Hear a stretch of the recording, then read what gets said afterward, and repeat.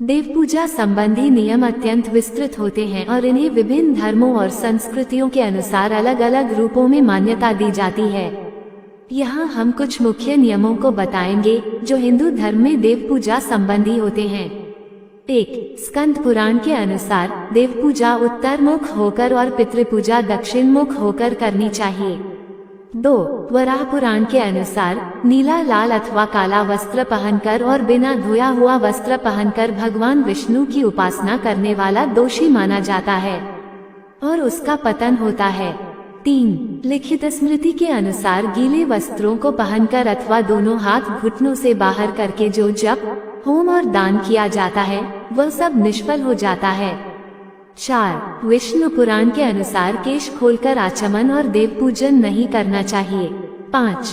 वराह पुराण के अनुसार तांबा मंगल स्वरूप, पवित्र एवं भगवान को बहुत प्रिय है। तांबे के पात्र में रखकर जो वस्तु भगवान को अर्पण की जाती है उससे भगवान को बड़ी प्रसन्नता होती है, इसलिए भगवान को जल आदि वस्तुएं तांबे के पात्र में रखकर अर्पण करनी चाहिए। 6. मत्स्य पुराण के अनुसार चांदी पितरों को तो परम प्रिय है, पर देवकार्य में इसे अशुभ माना गया है, इसलिए देवकार्य में चांदी को दूर रखना चाहिए। 7. वराह पुराण के अनुसार भगवान की उपासना करते समय दीपक का स्पर्श करने पर हाथ धो लेना चाहिए, अन्यथा दोष लगता है। 8. ब्रह्मवैवर्त पुराण के अनुसार शालिग्राम, तुलसी और शंख इन तीनों को एक साथ रखने से भगवान बहुत प्रसन्न होते हैं। शालिग्राम तथा शंख पर रखी हुई तुलसी को अलग करना पाप है। शालिग्राम से तुलसी अलग करने वाले को जन्मांतर में स्त्री वियोग की प्राप्ति होती है और शंख से तुलसी अलग करने वाला भार्याहीन तथा 7 जन्मों तक रोगी होता है।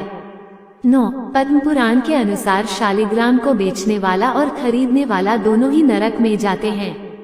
10. नारद पुराण के अनुसार शिवलिंग पर चढ़े हुए फल, फूल, नैवेद्य, पत्र एवं जल ग्रहण करना निषिद्ध है। यदि शालिग्राम से उनका स्पर्श हो जाए तो वे ग्रहण करने योग्य हो जाते हैं। 11.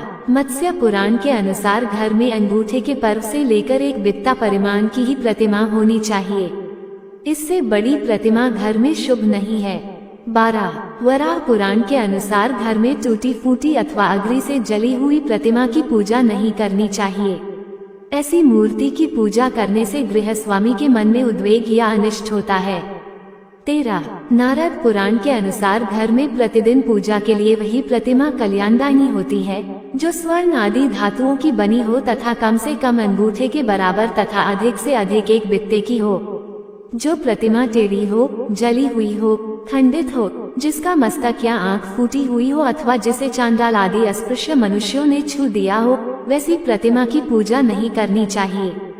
14. नारद पुराण के अनुसार घर में 2 शिवलिंग, 3 गणेश, 2 शंख, 2 सूर्य प्रतिमा, 3 देवी प्रतिमा, 2 गोमती चक्र और 2 शाल प्रतिमा पूजन नहीं करना चाहिए।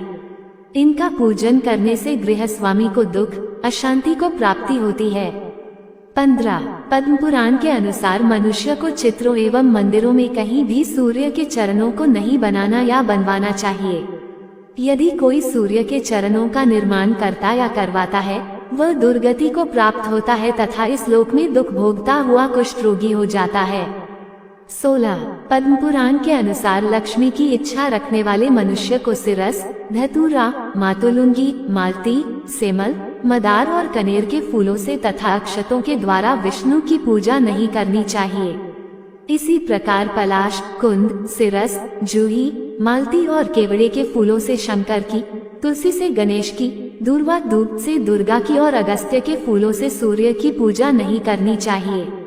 17. नारद पुराण के अनुसार केतकी, कुत्स, कुंद, बंदूक, दोपहरिया, नागकेसर, जवा तथा मालती ये फूल भगवान शंकर को नहीं चढ़ाने चाहिए। मातुलिंग, बिजौरा, नींबू और तगर कभी सूर्य को नहीं चढ़ाए। दूर्वा, आक और मदार ये दुर्गा को अर्पण न करे। पलाश और कास के फूलों से तथा तमाल, तुलसी, आंवला और दूर्वा के पत्तों से कभी दुर्गा की पूजा न करे। गणेश जी के पूजन में तुलसी को सर्वथा त्याग दे। 18. नारद पुराण के अनुसार पत्र, पुष्प और फल को देवता पर अधोमुख करके नहीं चढ़ाना चाहिए। वे पत्र पुष्पादि जिस रूप में उत्पन्न हो उसी रूप में उन्हें देवता पर चढ़ाना चाहिए। 19. अग्नि पुराण के अनुसार स्नान के बाद पुष्प चयन न करे, क्योंकि वे पुष्प देवता पर चढ़ाने योग्य नहीं माने गए हैं।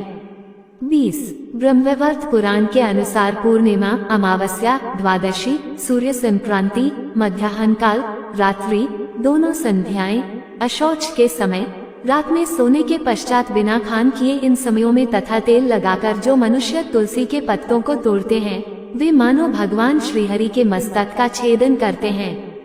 21 नारद पुराण के अनुसार सूखे पत्तों, फूलों और फलों से कभी देवता का पूजन नहीं करना चाहिए। आंवला, खैर, बिल्व और तमाल के पत्र यदि छिन्न भिन्न भी हों तो विद्वान पुरुष उन्हें दूषित नहीं कहते। कमल और आंवला 3 दिनों तक शुद्ध रहते हैं। तुलसी और बिल्व पत्र सदा शुद्ध रहते हैं। 22 मंत्र महोदधि के अनुसार कार्तवीर्य को दीप प्रिय है, सूर्य को नमस्कार प्रिय है, विष्णु को स्तुति प्रिय है, गणेश को तर्पण प्रिय है, दुर्गा को अर्चना प्रिय है और शिव को अभिषेक प्रिय है। अतः इन देवताओं को प्रसन्न करने के लिए इनके प्रिय कार्य ही करने चाहिए। 23 नारद पुराण के अनुसार विष्णु के मंदिर की 4 बार, शंकर के मंदिर की आधी बार, देवी के मंदिर की 1 बार, सूर्य के मंदिर की 7 बार और गणेश के मंदिर की 3 बार परिक्रमा करनी चाहिए। 24 मंत्र महोदधि के अनुसार घी का दीपक देवता के दाएं भाग में और तेल का दीपक बाएं भाग में रखना चाहिए। 25 वाधूम स्मृति के अनुसार प्रदक्षिणा, प्रणाम, पूजा, हवन, जप और गुरु तथा देवता के दर्शन के समय गले में वस्त्र नहीं लपेटना चाहिए।